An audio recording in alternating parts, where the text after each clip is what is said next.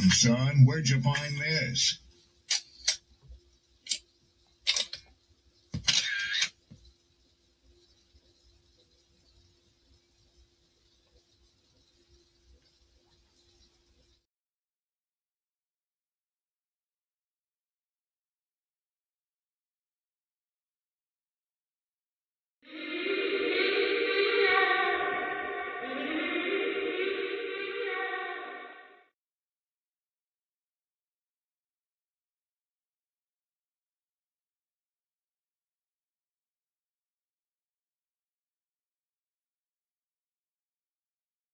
Don't be offended by the truth.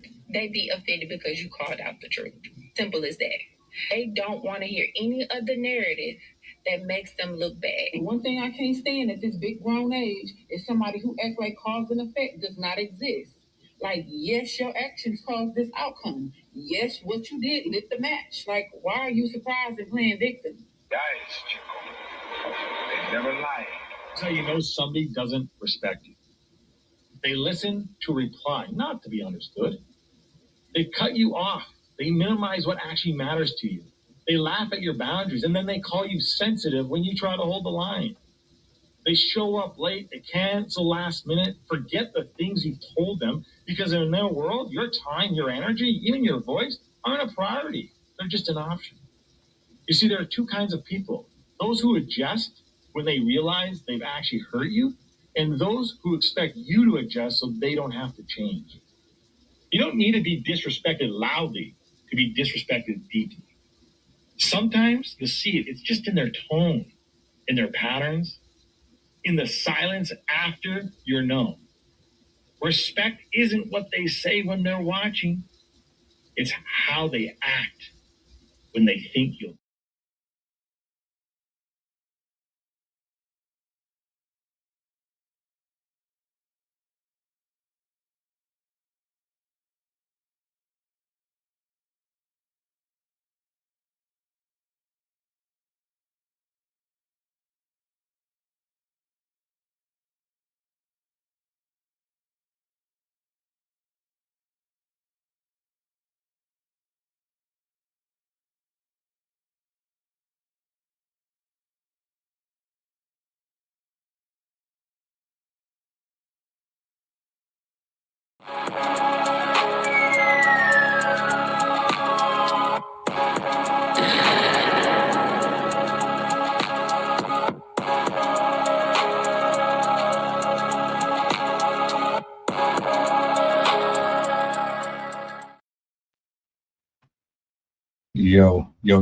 Yo. I see you, Rob. Give me 1 second. Shout out to everybody that's in the chat. City, I see you in the building. Happy Monday. Peace and blessings to the good people. I'm about to send out this real quick to Rob. I hope everybody enjoyed their weekend. I hope Monday has been good to you so far. Appreciate you for being here. You see the title. Shout outs to my writers, my poets, my content creators. You know the list is long. I always got to give my flowers out to the people. I said this in a post earlier that by the time this stream was over with, you might rethink the food that you're consuming. And there's a reason for that. I'm going to share it in a second, just in case you need reference. I have a video that I'm going to play, but I want to get some quick commentary before I jump into it, because this is going to be a doozy, man. This is like a 9-minute clip. This woman deserves to be heard, and that's what I want to do over here on this side of the internet. I really don't have the political strings connecting me or holding me responsible like so many other platforms. So I'm gonna let her get her bars off. But let me bring Sydney and Rob up to the big screen real quick, man. Um, let's see here.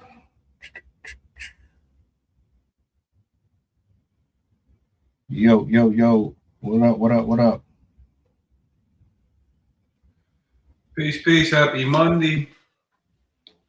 Likewise, likewise. How we feeling? How was your weekend? Sydney, good evening to you as well. Good, man. Very good. Very good. Got some stuff done this weekend, so that's always nice. Always, always. Sydney, what's up? You pulling up without sharing the snacks. I know, even my daughter was mad at me. She was like, I want the blue popsicle. I was like, this is the last one. But luckily there was a pink popsicle, so she got that one. I know it.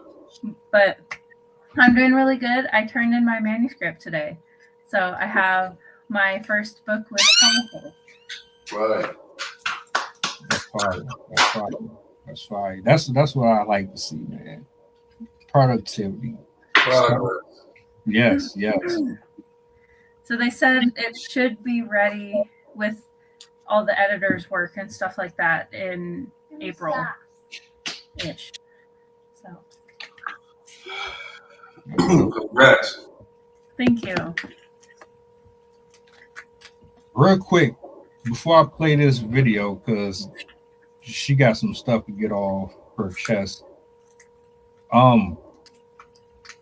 Has anybody even heard of the term Uncle Sam's Snuff factory? Has anybody heard of Katie Grove before? Nope. No. Is that the lady that got kidnapped? Apparently, she's a survivor of a trafficking ring. And honestly, I don't even know if she's still alive right now or not. This video is fairly old, but it's brand new to me. And with the Epstein files and all of these different videos and clippings coming up, when I saw this, it was like, yeah, let's go ahead and put it on the table too, since we airing out all of it. Let's just go ahead and put this on the record book. So that's why I asked if anybody had heard about it before. You did, right? So what I'm gonna do is I'm gonna bring this up. And I got a small screenshot of something that I'm going to read off. The screenshot, y'all might be able to read it. You might not unless you can zoom in on it, but I'm going to read some of it from off my phone just so that you know that this is a reliable source. I'm not taking it from rage baiters, nothing like that. And it's in regards to this video. So get comfortable, grab you something to drink, whatever, and let's get it.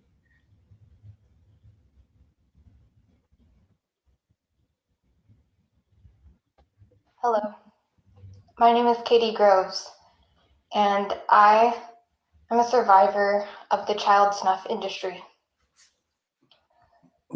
This video is about my experience growing up in a child snuff ring known as Uncle Sam's Snuff Factory. This ring was located in Central Texas, and I will speak about it in the past tense only because I do not have current knowledge of its existence. But that does not mean I have any reason to believe that it has been shut down. Based on my hazy recollections, hazy because of the torture, the dissociation, the drugging, etc., them killed for programming. I cannot give you an exact location, but I know that it was somewhere in Central Texas. My home was in Austin, and I recall the drives being about 45 minutes to get to this place. I recall it being in farmland, the entrance at least, but most of the ring being underground. Many people have a hard time believing that child snuff exists, that even snuff exists, then let alone that high-ranking government officials and military agencies orchestrate it. To believe that there are deep underground military bases that commit mass genocide against children, film it, and sell it on the black market for quote-unquote gore whores, snuff fiends, slop sluts, snuff kings. To watch it is unfathomable to most people. Unfortunately, that is reality, and that is a reality I know too well. I spent the first 17 years of my life being taken to that place on a near daily basis, sometimes held for longer periods of time, in which I was incarcerated, did not know if I would ever see daylight again. I've witnessed thousands of murders, largely of children of color, who were systematically targeted for their race by the white supremacist government, which runs the United States.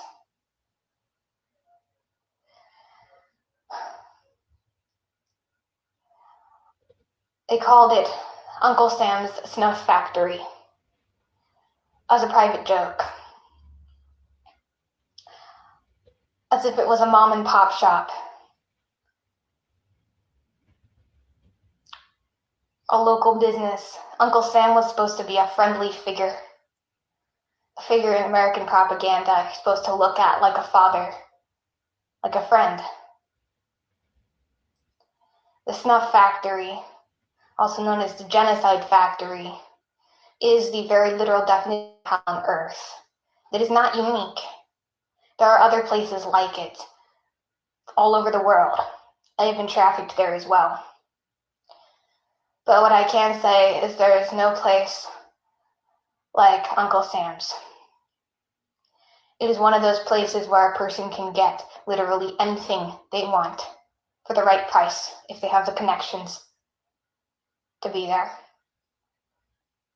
I have seen wealthy, aristocratic white women ordering children of color on menus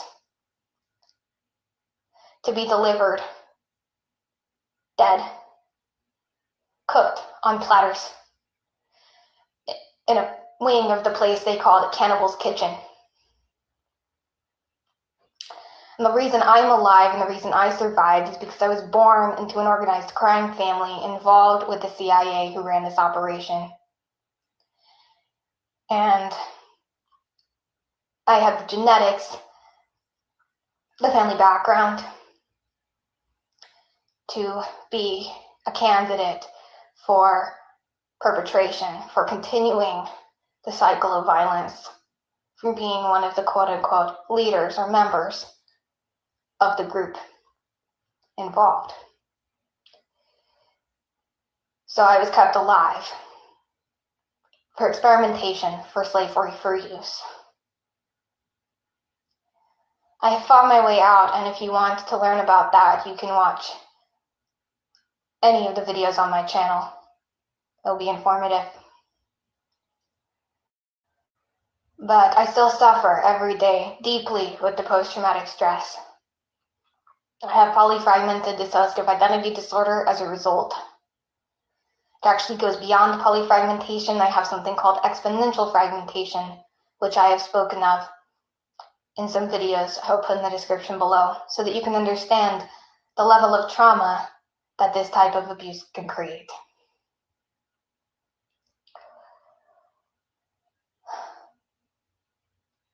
I weep for my brothers and sisters in this place. the ones who are undoubtedly still alive and suffering there. I weep for the dead, but death is a merciful option in a place like that. No, that does not mean that I am not grateful for my survival, but grateful is a hard word to use in the circumstance. How does one feel gratitude when they have witnessed such carnage?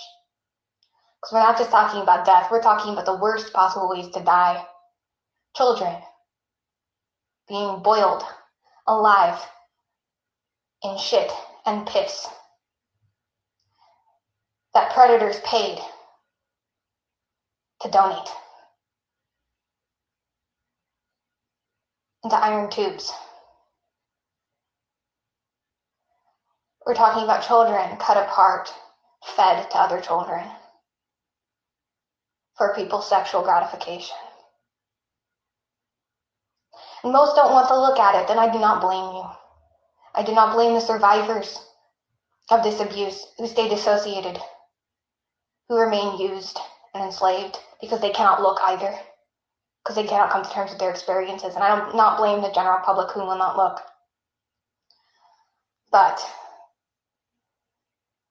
this is reality. And all I ask of those who watch this is that you remember that while it may be excruciatingly painful for you to look at this reality, to think about this being possible, there are children. I ask you to remember and acknowledge that there are children who are surviving it every day. There are children enduring this, dying in this, and surviving this, who have to carry that pain all alone. And if they can do that, maybe you can muster the strength, if you have it, to look, to think about it just enough to get involved in some way to stop the madness. And no, I do not expect you to find this place, to find these underground trafficking rings, bust down the doors, and rescue these kids. I doubt if that will ever happen before World War III comes or some epidemic and wipes us all out, while the people who perpetrate this remain alive in their underground worlds, and so on and so forth. Don't even want to go into the whole NWO thing right now. No, I don't expect that from you. I don't expect you to stop this in that way. But there are people fighting human trafficking. There are people who need voices. And at the very least, I encourage you to extend your support in some way to those who have survived, even if you cannot help those who are lost. I don't know how to help those who are lost. But there are people like me, and no, I'm not asking for myself, but for everyone. There are people like me who have survived these things who need help. They need therapists, we need doctors, we need lawyers, we need support, we need friends. We need new family because most of us have lost ours. And if you can be that for somebody, you can help the collective damage created by these rings. And hopefully one day that collective spirit will be strong enough to take this stuff out at its source, to go down into the trenches and actually rescue the majority of the children in child trafficking who never make it out. Thank you.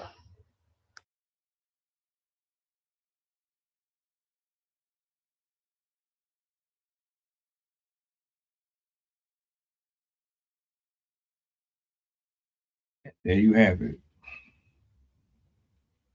One of many videos that I've scrolled across since I've laid eyes on the Epstein files being revealed.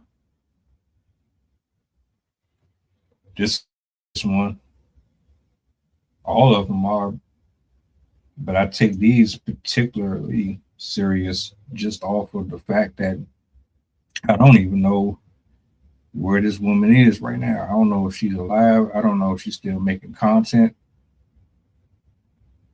But for somebody to go out of their way to make this public and to speak on it whether or not you believe it's real or not, that takes a lot of courage to do that.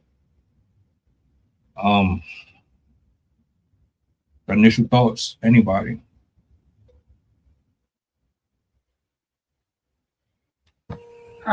First of all, I want to say, well, one, I looked into it and it does, I believe that it is a legitimate story. It's being promoted on, I just closed the website. Why did I close that? 50 Voices, which advocates for children of who've been subjected to horrific things by adults in particular. And just to start off, I commend her strength and her the mental work it must have taken to get to the point where she can actually talk about this, because if it's sad, like I think the numbers are roughly 1 in 2 or 1 in 3 women will be assaulted in their lifetime, will be mistreated in some way in their lifetime by somebody that they know, or possibly a stranger, even though that's less common. And I think 1 in 6 boys will experience the same thing, even though I've always believed that statistic is probably wrong because men are less likely to come forward about it. That being said, if you have not been through it, it can be very hard to understand just how deeply stuff like that can impact you. Just a single incident can affect you for the rest of your life and will sit with you and cause trauma that you may never fully recover from. Some people are lucky and they don't have serious things happen to them, if you can even consider that lucky.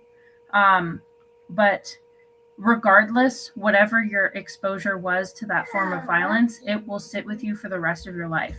And to have to go through that for 17 years, as she described, I can't even imagine. She has incredible strength, incredible power, and I commend her for that.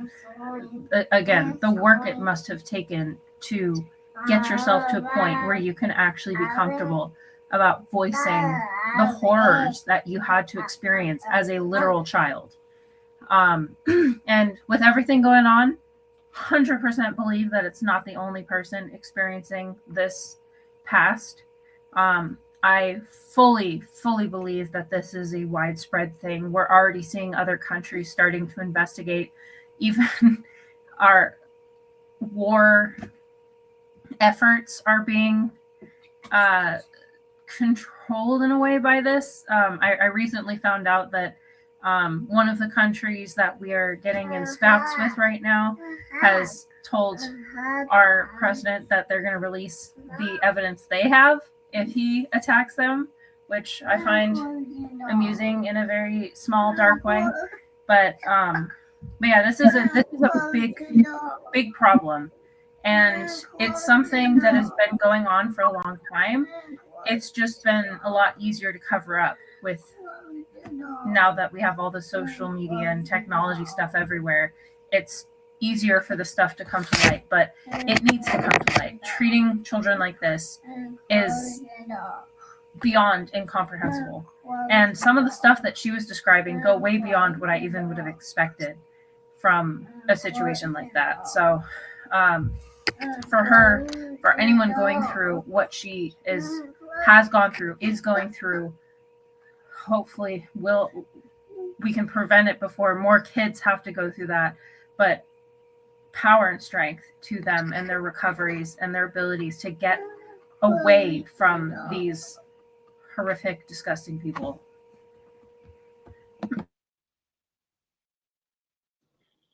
I'm not surprised. They had a book. I don't know who wrote it. The Delectable Negro.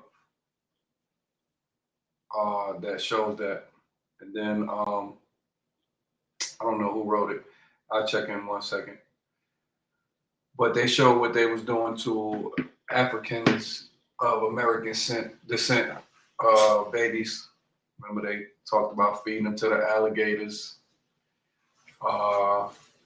Jingle Bells, the original reason they said for jingle bells is because they would put the bells around the slaves' necks so they couldn't run.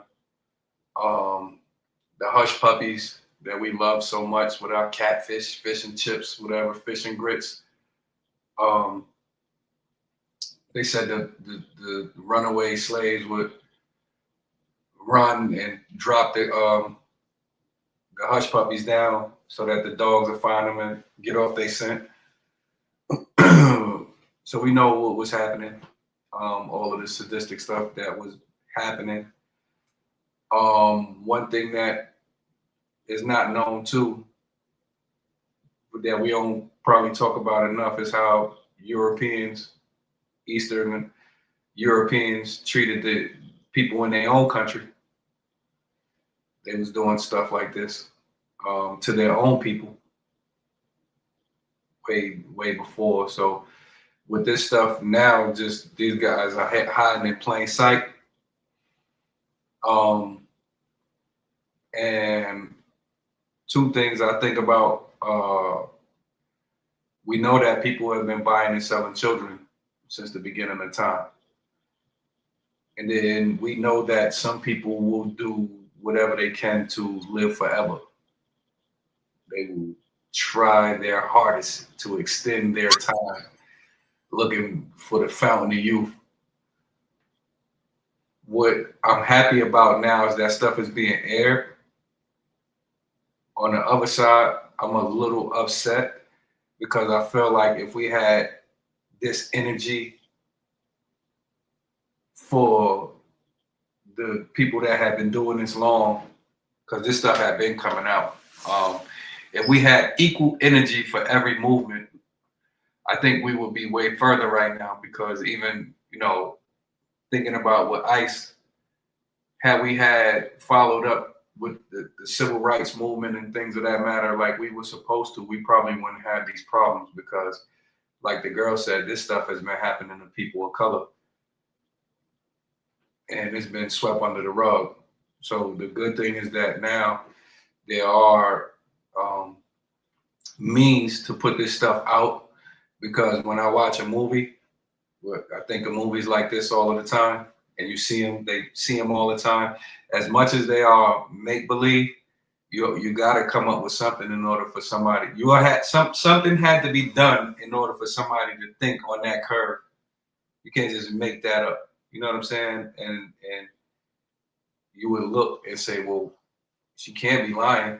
And I know just for people of color alone, with the Tuskegee project, what they did to Henrietta Lacks. The water was poison in Flint, Michigan. We know what happened to Black Wall Street, which is not the only massacre. And then we know also with the Native Americans, how many massacres they had, and what was done to them was just out of pocket. So this is nothing new. I think what the shock value is that to see a lot of, to think that, oh, well, they're doing it to each other. You wouldn't think that, because in the media, there's certain cultures are portrayed as perfect. That they could not do this stuff, certain religions. And at the end of the day, a lot of times that's the people who are doing this stuff. And also at the end of the day, that stuff makes a lot of money.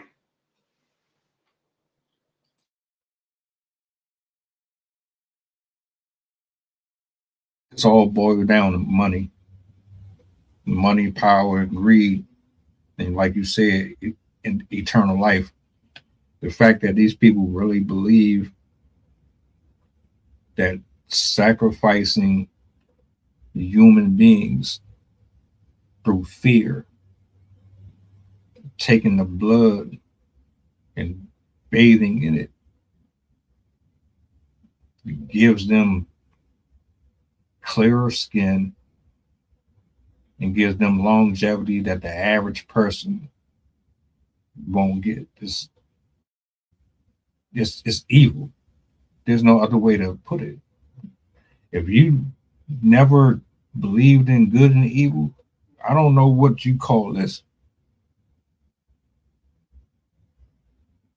Everything on social media, just about, not all of it, but a large majority of it, was designed to distract you.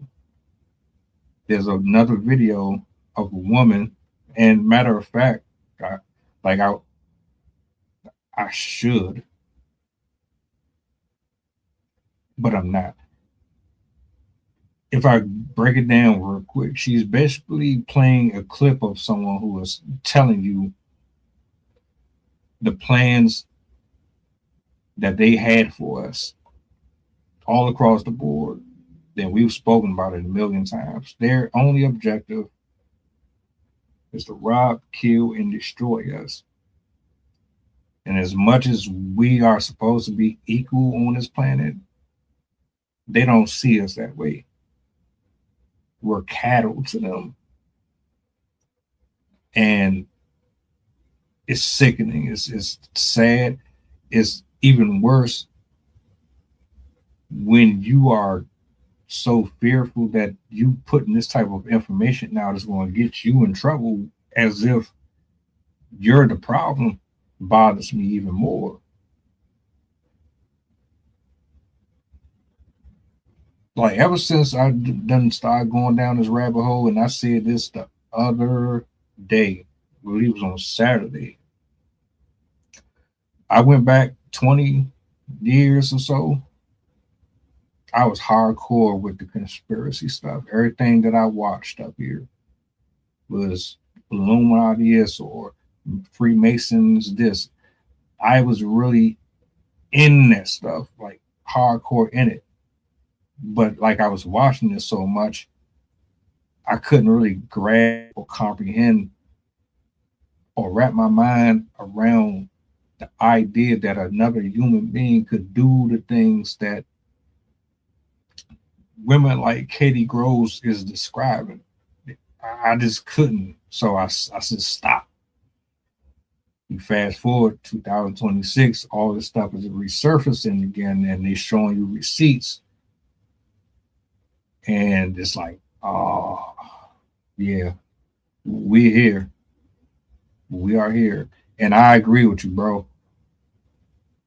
I wish we would have taken this more lightly then, but I don't know if anybody was really going to be able to conceive this. Like, even me, I'm watching it. When you go back to the Twin Towers getting hit and all of these different things about aliens and stuff like that, nobody's really going to believe that stuff.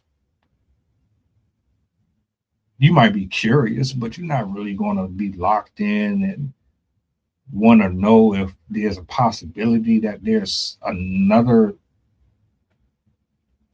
energy out here and people are vampires, literally. Now you look at it and you're rethinking stuff. So, I mean, I don't know, man. I do agree. But I think this was their agenda the whole time, honestly.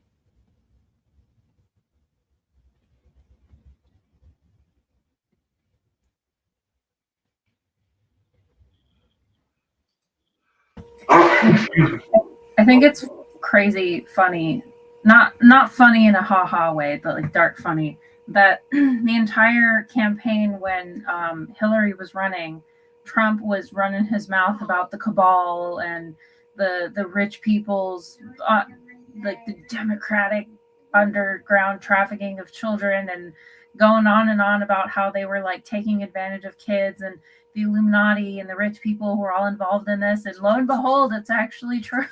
And he's the head of the mob of all this stuff. And it's, to me, it's not surprising, but it's still wildly surprising and crazy to me how interconnected this is.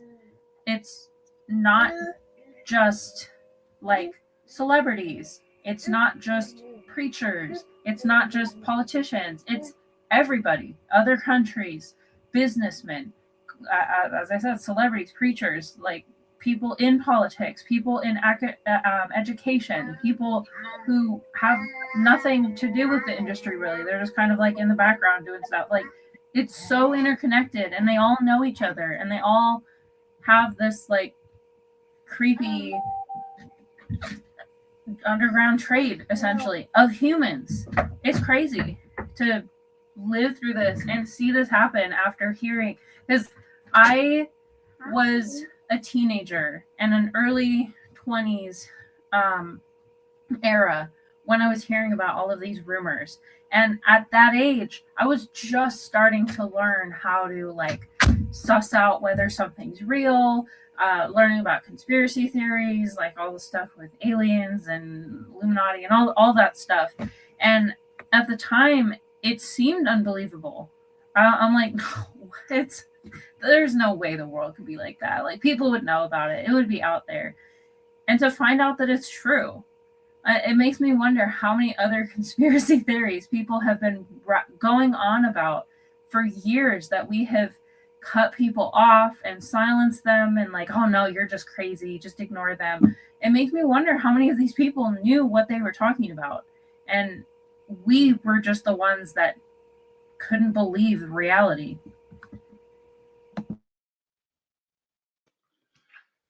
Yeah. Again, I ain't surprised though, because we knew. I had been studying for like 20 years. We knew kids was missing. I remember the milk cartons. All the kids on the milk cartons that you see at school.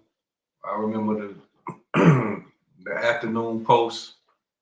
I mean, the afternoon like little TV shows or little commercials that used to come on while you're watching your cartoons when you get home from school. I remember the guy. What's the I think he was in Star Trek. William Shatner. What did he do to? What was that?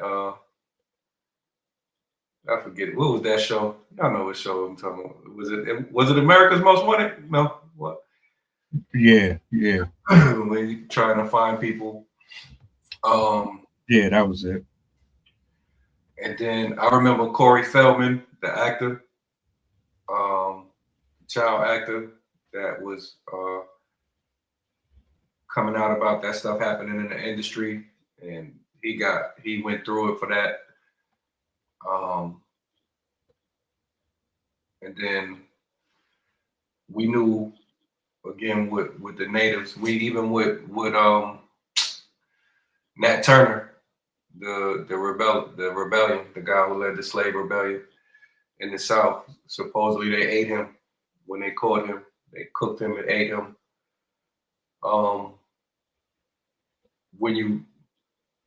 Without going too far, a lot of times in the Bible, you know, they talk about eating flesh and stuff like that, drinking the blood. And I think that the shock now is that it's, I say, quote unquote, the heroes, the American heroes, the truth.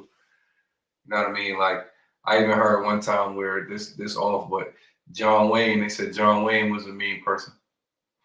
And you're looking like, what? Man, John Wayne, man, the cat, like, you know what I'm saying? So again, it's just like bang, bang, bang, bang. It's the people who are being accused now, where it's like, because you got to think, right? They ain't really have here. Some of them don't have no enemies, right? So they made Superman, they made Batman to take on all these aliens. The X-Men was about the aliens, it was about oppression, right? They had to make it look like, okay, well, we got to fight the aliens, because we're the good guys, And when you look at it, at the end of the day, they even talked about, I remember, what's the dude that wrote the conspiracy book? William, what book was that? He talked about MK Ultra and all of that. I got the book. Behold the Pale Horse. Bill something. And he talked about all of that stuff. and he taught one thing that stuck out when I only read half of the book so far. One of the popes that was elected pope was he was a chemist, and he made the chemicals that killed hundreds of thousands of Jewish people. And when the war was over, he thought that he was going to be executed, and he fled somewhere to the Vatican and got elected as a pope. And he said, I remember in the book that he said George Bush was one of the people that helped him get in as the pope, and he served for a couple years. So now it's the fog, but again, it's like, oh no, these can't be our leaders, these can't be our heroes. And at the end of the day, when you look, even they said George Washington was using slave teeth, making shoes out of slave skin, making lamps, making furniture. So, again, it's just more, okay, now it's okay, you could point these people out. And it's a shock value because at the end of the day, they made it look like it was everybody else the whole time. It was everybody else. We was the ones violent, we was the ones lazy, we was the ones stealing all the time, we was the ones power hungry, we was the ones trafficking and doing all of this. And at the end of the day, I talk to my friends all the time. The spiritual aspect is one thing, but I don't think you make $1 billion being totally legal. Hell no. Ain't no fucking way in the world you about to do that. I'm glad you brought that up because I said that. Sorry, yeah, bro. Like, you good. I said that the other day too. You might be able to get to 1 million. You might be able to get to 1 billion. But I know for certain that there are things that you have to do to maintain it, flip it,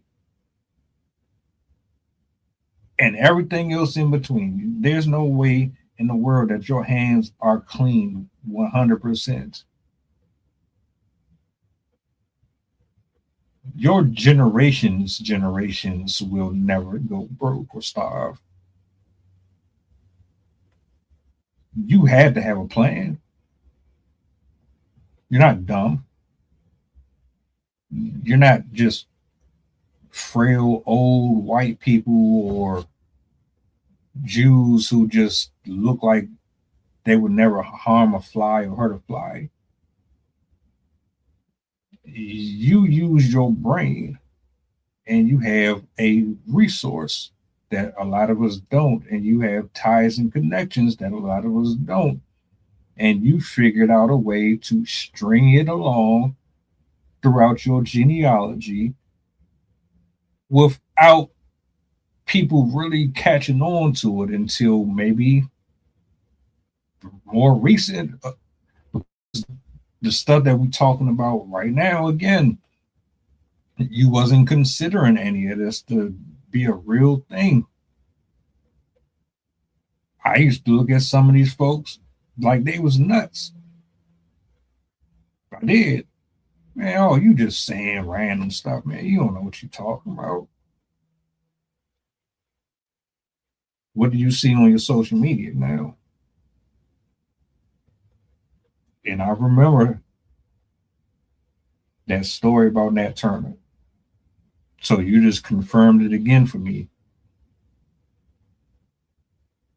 These folks have a different level of desire that you cannot comprehend. It goes beyond, I got all the money in the world. You get bored. You pretty much can afford anything you want. What's left? I need excitement. What is it? You chasing that dopamine hit? You gotta have it. You gotta have it. Don't matter what form it come in. And for anybody who believes in spirituality, believe in God and anything like that, if you are somebody like a Bill Gates, and you've made all of this money. You want to live as long as you can to spend that and enjoy it. I mean, that's how I would think. To some extent, I mean, I know there's people that will confess right now that they have created something. I have to find it. I saved that shit. That's why I love what I be doing. They created something that can reverse age, not like Benjamin Button you and you revert back to a baby or nothing like that. But what it can do is actually reverse or slow down the aging process. Yeah, I'm not exaggerating. I'm gonna do either I'm gonna do a stream on it or I'm gonna do an upload on it. They try to live forever as long as they possibly can. And why would you, if you felt like God didn't exist and there was no consequences for your choices and actions, why would you be fearful of death? Why would you be trying to outlive, or why would you be trying to cheat it? That would make sense why you hear these stories about sacrifices and this, that, and the third. I've gotten to the point in life where nothing is off the table. Every single thing that you can imagine being a possibility is a possibility. At this point, if you told me Bigfoot was actually real, I wouldn't even doubt it. I mean, we've had monsters, we've had dinosaurs, we have things in the ocean that we've never discovered. Why were there even movies about vampires in the first place? Why are there movies about cannibalism? Why are there movies about hostiles? We just did a show on that not too long ago, hostiles. So now what? Now what do we do with this information? Are we still playing around with it? Are we still treating it like it's just a trope?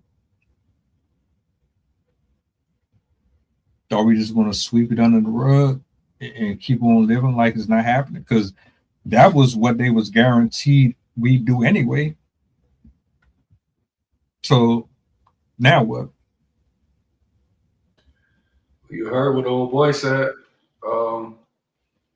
I guess they took the prince down over there in with England, UK, or whatever. And old boy said we need to forget about it.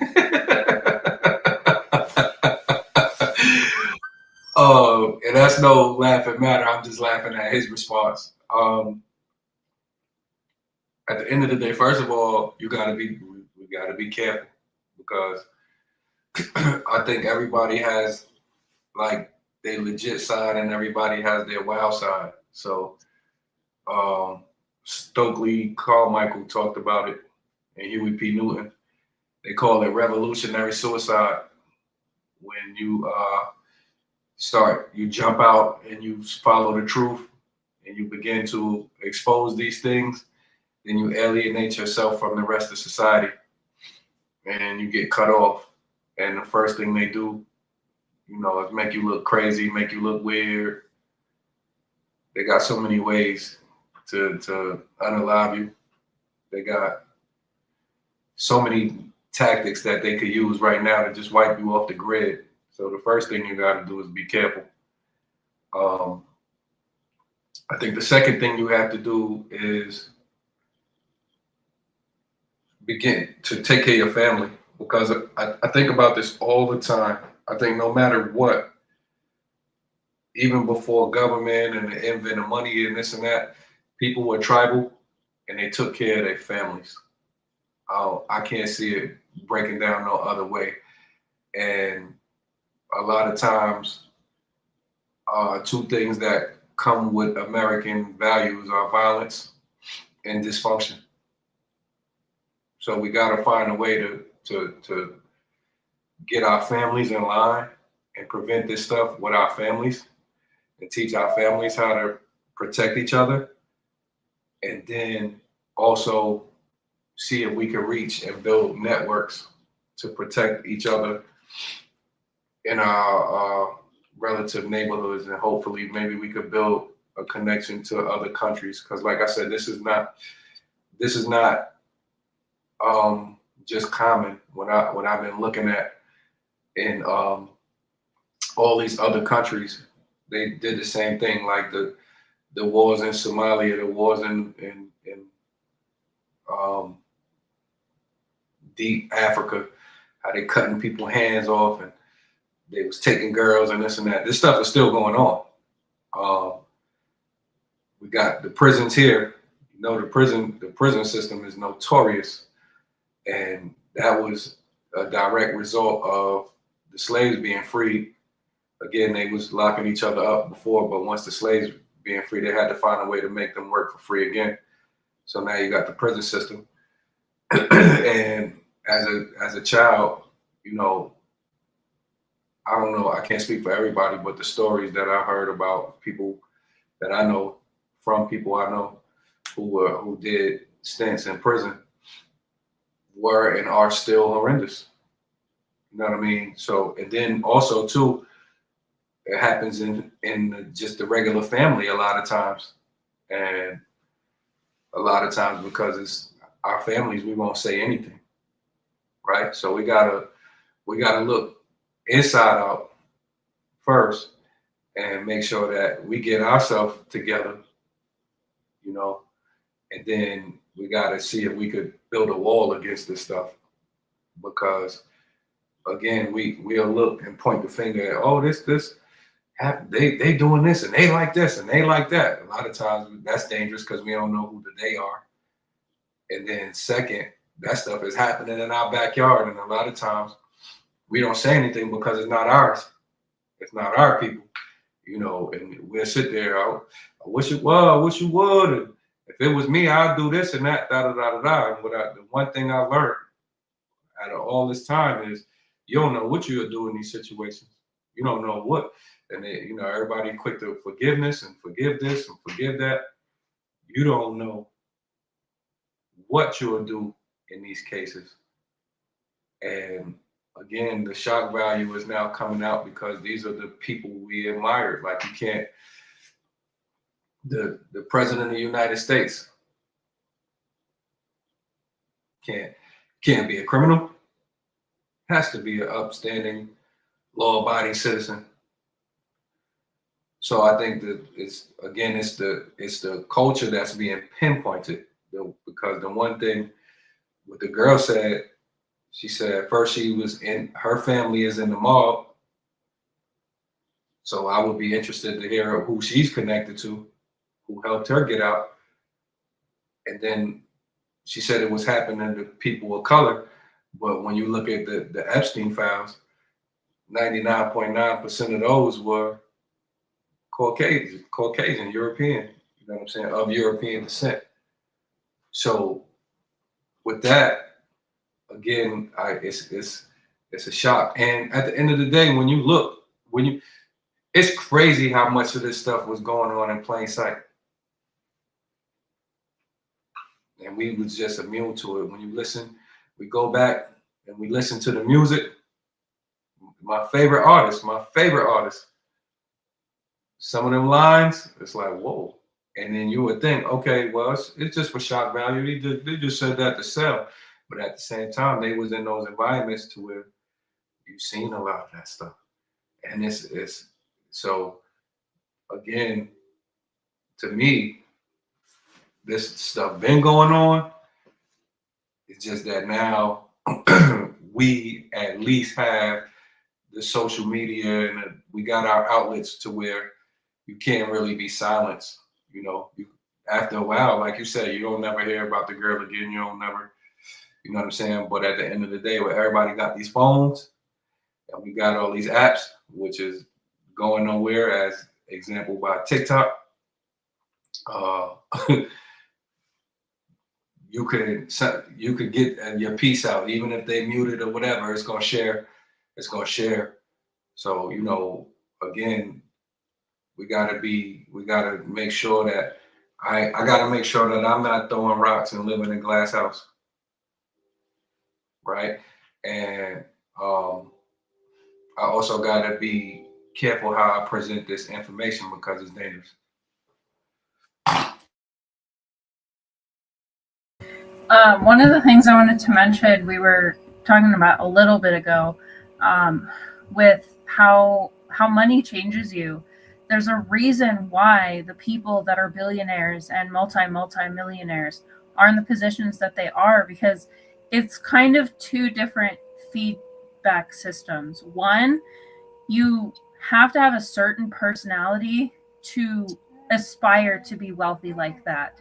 You also have to have a certain personality to make the decisions that will allow you to reach that point. And the feedback comes with, they've shown this with science. This is not just me throwing it out there because it makes sense. It's actually been tested by science and has been proven by psychologists. Money changes the brain. Once you reach a certain level of wealth, I believe it's 750 million net worth, it literally changes your brain to be less social.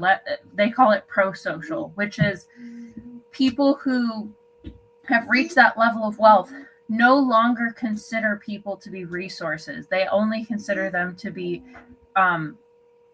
assets, essentially.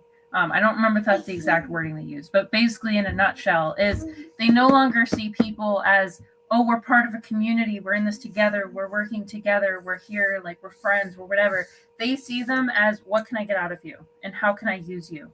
And so at a certain point, people of that high caliber wealth, they don't care about anybody. There's a reason why a lot of wealthy families are disconnected from their kids, disconnected from their parents, disconnected from everyone else in their lives, except the people that are sycophants, basically, because they no longer care about people in the capacity of pro-social, what can we do for each other type of behavior. There's only, what do you do for me? Do I have the resources to pay you back for it? And this is exactly what we see from our president and all of the people that he works with and surrounds himself with. And these are also the same people that are perpetrating these types of crimes. They're the people that are highly, highly wealthy. They own islands, they own mansions, they own jets, they can afford to buy military or buildings and whatever they want to further their purpose. And I think the hard thing for people to get is that they're not going to be confronted with their crimes with guilt. There's no way that we can ever show them their victims, show them what they've done, appeal to them in the way that you can appeal to a normal person that made a mistake, committed a crime, did whatever. These people are so antisocial is not the right word, but just for the sake of the discussion, I'm just going to use that word. They're so antisocial. They care so little about other people that they don't care about their crimes. They don't care what they've done to other people. They're the only thing that will ever make them feel the burn of their crime is if they're literally taken away from everything. If they have no access to their wealth, no access to their connections, no access to whatever. But these people are also so exorbitantly rich, they can afford to pay their way out of danger. They can pay for the best lawyers. They can pay to go to private prisons. They can pay their bails to the utmost amounts. And even in prison, they can continue to pay to get the things that they want while in prison. They can pay off guards. They can pay off people. They can pay off the people that own the prisons because they're so wealthy. So these people are, we use, not defense, punishment standards based on what normal empathetic human beings learn from. When a good portion of us go to jail. We suffer in jail. It's a punishment to be in jail. It's a lot of us, some people feel the remorse. They sit with what they did. They come out and they have that regret. These people don't have any of that. They're so far gone. They know that everyone else around them is nothing.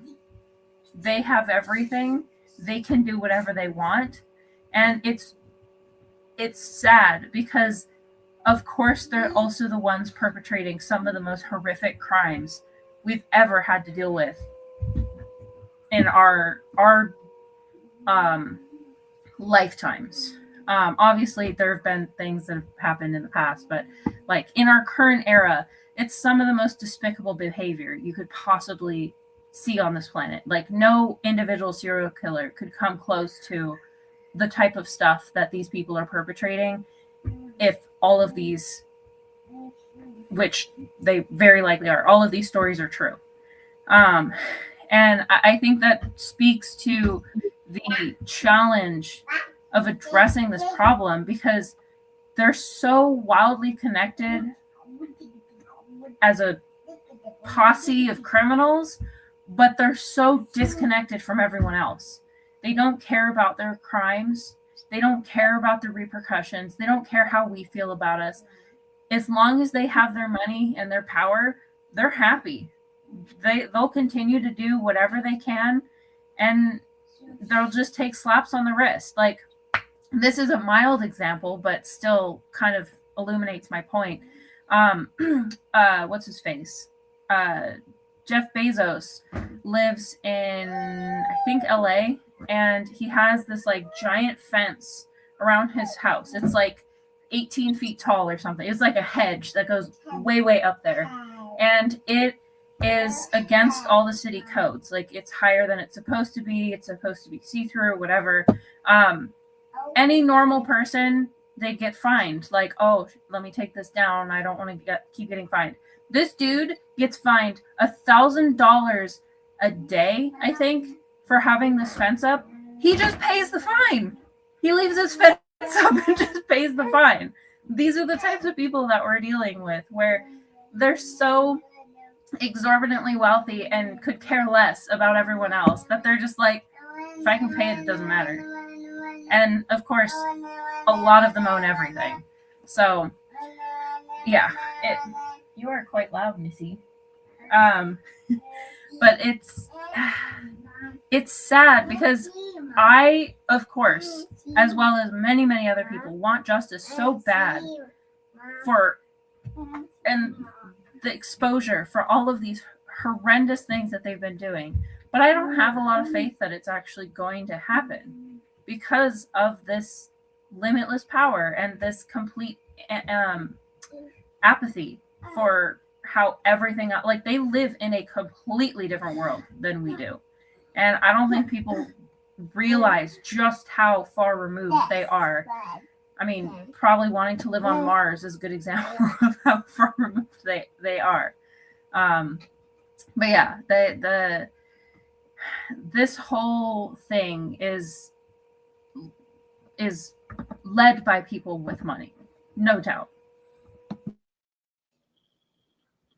And with you saying that, I want to leave with this last part that pretty much adds on to what both of you said.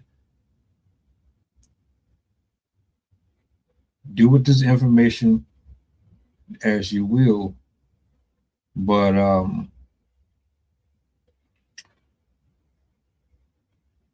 apparently we are eating and we have consumed things that we should have never ever consumed.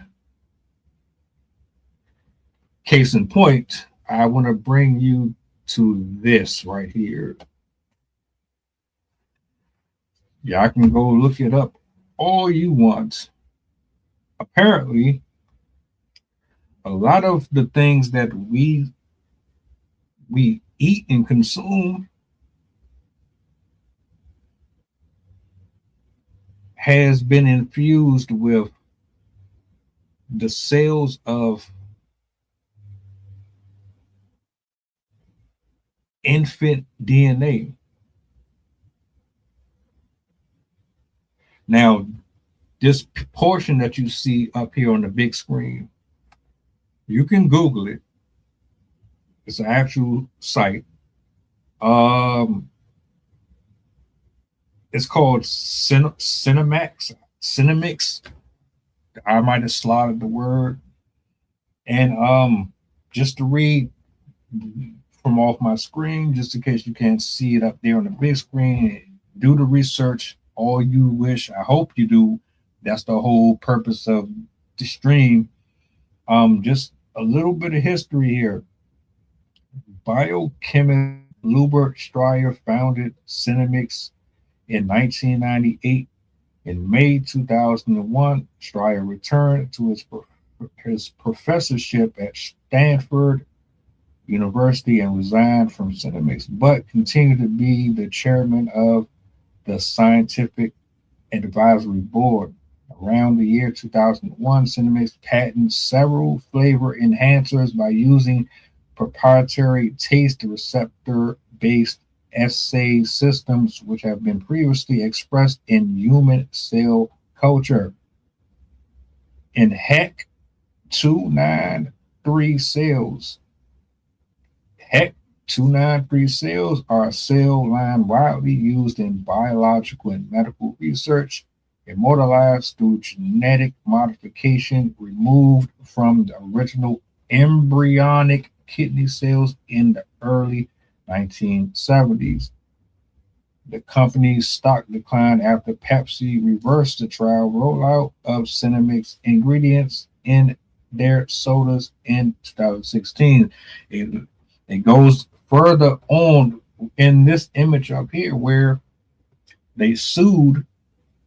They didn't want what they were doing put in their content, and they were awarded in certain areas, but in other areas, they found that they are putting the DNA in the cells of fetuses in your favorite potato chips, in your favorite meats, your favorite drinks, to add that extra flavor that you like.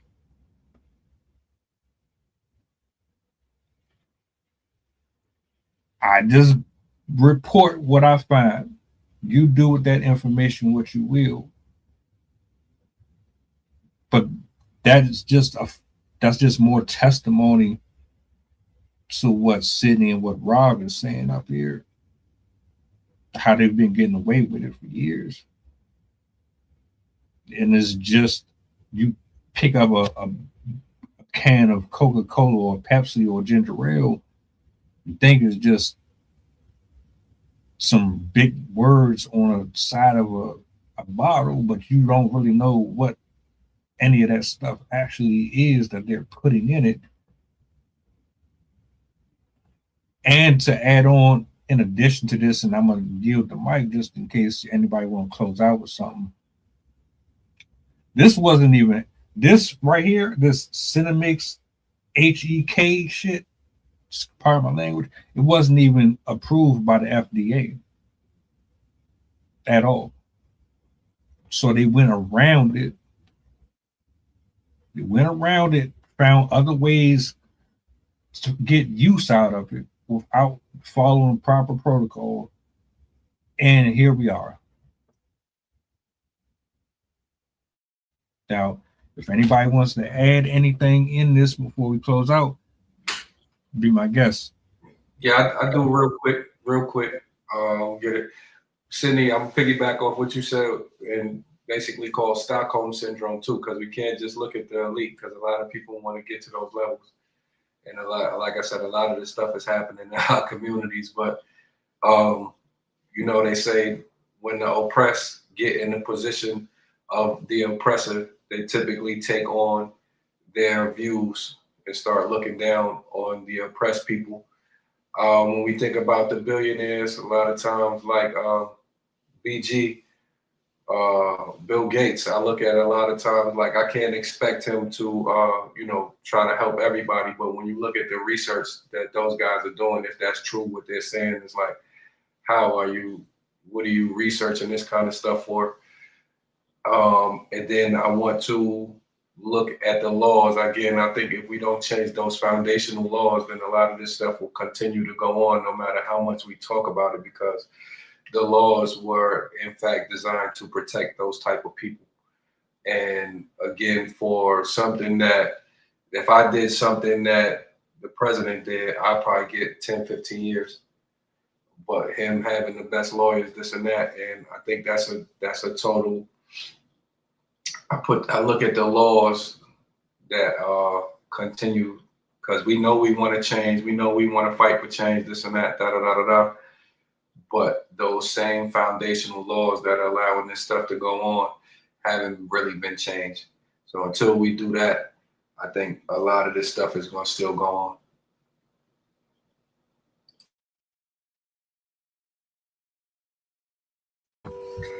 I don't have to read the whole thing if you don't want me to read the whole thing, but I do have a poem section that exactly mirrors what we were talking about earlier about us being cattle. So I felt like I had to read that part. You got it. Okay. Do you want me to read the whole thing, or do you want me to just read the part? You can read the whole thing. Okay. So this one's called Ling Chi, and if you're unfamiliar with that term, it means death by 1,000 cuts. I was washing dishes.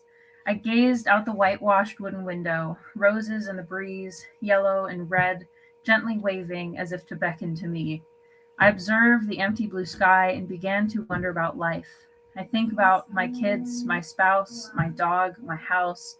I wander as I wash the knife. We can't carve out enough time for them all. Between bills and appointments and academic commitments, we sever our ties with the loved ones in our lives. We cut off our ears to make peace with the noise, and we slice through the day without stopping for joy.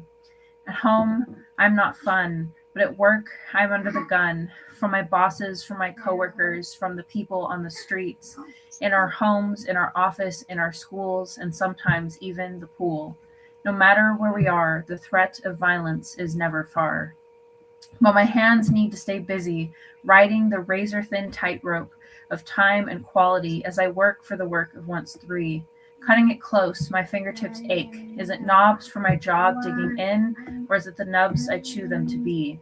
No wonder everything sucks these days. No time, no focus. We all have to work. Our bleeding red accounts hint at how close we cut it every week to pay, to eat, to sleep, for our lights, for our heat. We can't just take our own axes and go chop wood or snip wicks of candles from the fat of our steers. We can't just do what we want. We don't own anything. After all, we are the cattle. Living in wooden shanties they allow us to live in, walking across mud flats they maintain for us, consuming the products they made for us to make us sick and fat. We chew our cud as they tag us, steal our children, and milk us dry. And when we are done, they usher us in masses to the chute, whisked to the butcher for our final use. We are not cut out for this life. For a moment, my hand ballet taps along the absent taunting boundary between insignificance and pain, just like our own waltz on the edge with our wealth and our health, and the friends that we keep like a doll on the shelf, who we only pull out to display for special occasions, fiddling with loss like a loose thread of that button we'll never fix. We don't love one another. We don't love ourselves. We use one another. We use ourselves, like they are tools instead of a temple. We seek an existence other than our own, bathing in percentages and weight measures, consuming cutting-edge fashion for sharp new looks. Every weekend though TV lies, we buy and buy, using knives to tell ourselves we are worthy. We use scars to brag that we are whole, even as others drag their blades across our pristine paint. We allow it so we have the excuse to subject ourselves to the pain of needles and stitches. We bleed for those who hurt us. We stare straight into the eyes of the ones who stab us straight through the heart. We forgive those who backhand us, backstab us, and backtrack us, letting them leave their notches like we are their tally stick of success. Instead, digging into ourselves with our nails, a tiny nick, a tick, towards the eventual end. We chip at ourselves for others. We dare whittle ourselves away for acceptance, yet do not have the courage to pare away our own excess to create our greatest form. A bright red rose petal reaches into the sky as if plucked into a frenzy by an invisible hand for connection. I'm suddenly back in my feet. In my hands is a knife, and on the blade is my reflection.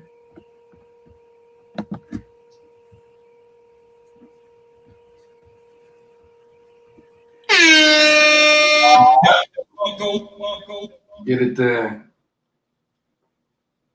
Yeah, I thought it very much speaks to how